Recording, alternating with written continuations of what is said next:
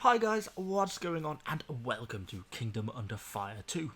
So I guess most of you probably know me for my Conqueror's Blade content, but I'm sure some of you have probably going to have heard of Kingdom Under Fire 2 and kind of given some of the sort of core mechanics similarities between this and Conqueror's Blade. I really kind of wanted to play this game, kind of to see what it seemed like, to touch on it a little bit, and I thought it would be kind of interesting to make a little bit of a video on it, kind of give it my thoughts, give it a bit of review, and kind of compare it. I know sort of comparing two games is always a little bit difficult, but kind of considering how focused on Conqueror's Blade my channel has been, I think sort of touching on the two as together is kind of always going to how it's going to work a little bit. But anyway, let's hop into some of the footage and kind of see how we get on. So, for those of you who don't know, Kingdom Under Fire 2 was actually released way back sort of 2012 sort of date over in the East, but it never actually made its way over to us here in the West, so sort of Europe, North America, and it's only very recently actually been released.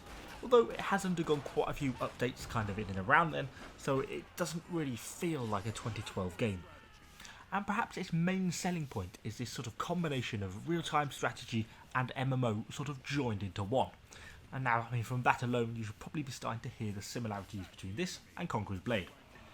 So, kind of as you can see from the footage at the moment, it both has this sort of first-person camera action, where you'll be still able to issue unit commands. You can tell your units to advance with you, attack, give certain orders, but then you can also tab out to this sort of RTS style overview. You know, much more familiar kind of old-style strategy games, which enables you to also issue sort of more advanced individual unit commands, plus get that more tactical option. And that's something that we don't see in Conqueror's Blade, and something that feels distinctly different. And I like it.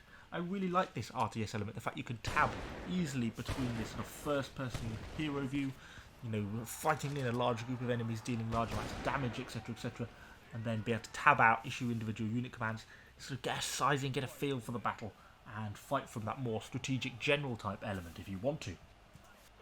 But the game is more than just the sort of instance battles. It does have a proper MMO type feel to it, in a way that I feel Conqueror's Blade probably doesn't. And this is kind of a bit of a double-edged sword in my opinion, and it kind of depends on the sort of gameplay you're looking for. So there's a lot of questing, there's a lot of sort of moving between NPCs, gathering things, doing all that sort of stuff. And while sort of a good chunk of this is not necessarily required and you can focus more on the instance battles, the sort of storyline and lore that goes along with this is kind of an element of the game, and it is something that is intended for you to be completing. Now, why I say this is a double-edged sword? Well, at times it can feel a bit dull, but it kind of comes down to whether you like this type of gameplay. You know, it feels very much more sort of World of Warcraft style, with the sort of they're doing a lot of travelling, a lot of fetching and carrying, that sort of thing. And that's something you don't really do very much in Conqueror's Blade. Conqueror's Blade is much more about those instance fights, just being able to queue up, getting straight into some PvP. Much more sort of World of Tanks, Call of Duty in that sort of style of it's all about those fights. Whereas this has that much more traditional MMO element, which I think for some people is very much a good thing, particularly with the amount of sort of lore and story that goes with it. It feels very well developed, and kind of that background is kind of nice, and that gives you certainly a very different gameplay experience. But equally, if you're looking for some just those quick instant fights or those raids and that sort of stuff, then I think some of the sort of more grindy MMO elements may feel like a bit of a drag for some people. But as I say, I think that's going to be something that comes more down to personal preference. Of course, another element of preference that I haven't really yet touched on is the sort of historical to fantasy style. So, Conqueror's Blade, as most of you are familiar with, I think it would be a bit of a stretch to say it was historically accurate in sort of any real way, but it is at least sort of based in history, and that's kind of more the gameplay style that it tends to lean towards, even if rather loosely. Whereas Kingdom Under Fire 2 leans much more towards that fantasy style. And again, this is kind of a bit of a double-edged sword. It's something that personally I quite like. I have been quite enjoying having sort of that wider variety of units in game, from sort of, you know, human mortars to goblins to ogres. Sort of a really good wide range and varied range of monsters and enemy units that you get to fight. I think that's really kind of cool. But again, it comes down to sort of preference, just something worth bearing in mind. I have also been kind of really enjoying the really large and open and quite graphically nice cities, kind of the open space between all the various different traders, from sort of the auctioneer to some of the blacksmithing, the enchanting, and the pretty wide range of mechanical options that are kind of open and available to you has been really quite good. And the fact they're all set in this kind of nice open city, kind of cool seeing the other players running around, seeing what equipment they've got, etc., etc. That's a really nice element to the game, gives it that real sort of MMO feel, and that's something that's really quite nice. Same with kind of the open world map, when you are sort of picking your instance raids. You can either play these in single player, or you can join up in a party. You can make a party and play them as like a sort of a group raid. And there's an in-game party matchmaking system, which kind of makes it pretty easy to either start one and try and find people, or just join an existing one. And that kind of all works really nicely. The interaction with other players has been pretty good, and that's kind of one of the elements of the game which I think makes it pretty fun.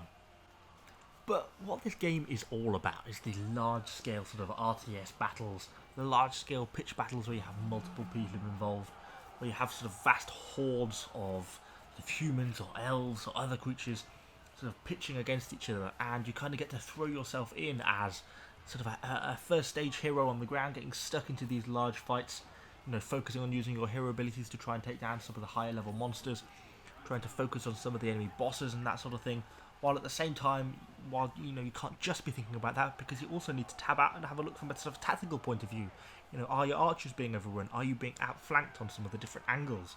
Do I need to think about sort of pulling some of my ranged units back, or throwing a melee unit in to try and protect that flank? And for me, kind of that's just been really some of the really fun elements of it.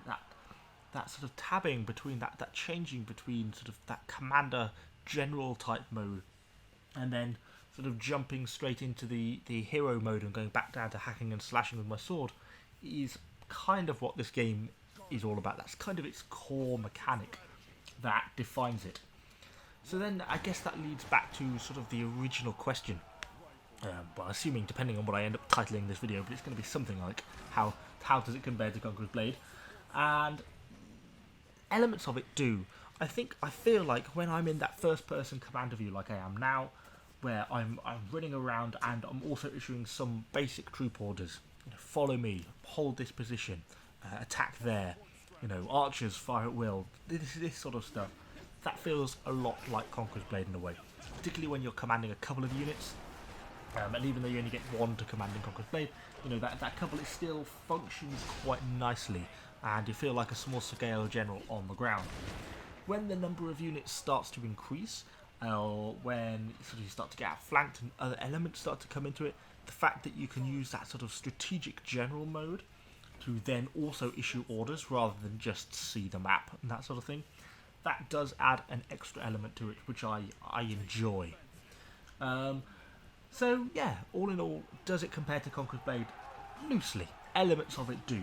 It certainly has that first-person commander feel, where you're commanding troops on the ground while also a hero. But a lot of things are different. The heroes are vastly more powerful. It's a lot more hero-focused game. Obviously, with it being fantasy, that changes things up quite a bit as well. And as I said, it's a lot more MMO-y. I don't know if that's really the right word, but it has that much stronger MMO feel than Conqueror's Blade ever does. And I think that's, as I said at the time, that's a bit of a double-edged sword. It kind of depends if you prefer that sort of thing or not. So all in all, is it worth getting as a game? Personally, I think it is. I have honestly enjoyed my time playing it. It's been good fun. It's not without its flaws. But yeah, all in all, a pretty decent game. Certainly one worth checking out, I think. And it's certainly going to be a game that I'm going to continue playing myself, and is more than likely to be reappearing on the channel in the future. Not probably as heavily as some of the Conqueror's Blade stuff, but I'd certainly like to have a few more videos on this kind of as I progress through to some more of the kind of end game content, as we get stuck into a little bit more into some of the bigger PvP stuff, get stuck into some of those like 8v8 multiplayer battles, where you're going to see sort of large, everyone's going to have 3 or 4 units available at the command. So you're going to start to see these large pitch battles where there's sort of 15 controllable units all sort of moving around, trying to outflank each other, trying to outdo each other. And I think that's going to bring in a sort of an extra element that's kind of going to occur more at the late game, which I think is going to be really good fun. I also want to get a little bit into some of the dueling and stuff like that, which I really suck at the moment. So there's kind of quite a few elements to this which I think are fun, and there's certainly a lot of replayability to it. And yeah, I've been playing sort of 15 hours or something now, and I really don't feel like I've got all that far. So it certainly feels like quite a big game. And when you start to see sort of the amount of instance battles on the world map, when you start to head out on foot in some of like the sort of field swamps and stuff, and you see the amount of stuff that's out there, you realise there's quite a lot to be getting on with. But anyway, that's really all I've got with you for you today. If you have any questions about this, or if you have any sort of comments on my sort of review, or if you have any other questions about the game or how it compares, do let me know in the comments down below. I'll be happy to sort of answer to the best of my ability. Of course, hopefully you'll subscribe to the channel, because we will be having more Kingdom Under Fire content too going forwards. And of course, we'll continue with sort of our normal Conqueror's Blade schedule throughout sort of the rest of the week. Thanks for watching, guys, and I shall see you all on the next video.